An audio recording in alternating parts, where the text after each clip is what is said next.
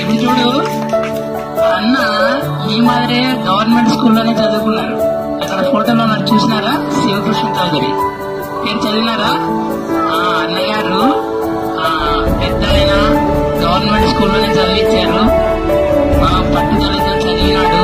ఈ మాదిరే బాగా చిన్న స్థాయి నుంచి కష్టపడి పొద్దున తోటలో పనులు చేయడం మాట చేస్తూ చదివి ఈరోజు అమెరికాలో సాఫ్ట్వేర్ ఇంజనీర్ గా బాగా సంపాదించిన తర్వాత మనం కూడా ఎప్పుడు సంపాదిస్తాము, కోట్లు సంపాదిస్తాము, ఇంకా సంపాదిస్తాం, ఏం చేయాలి?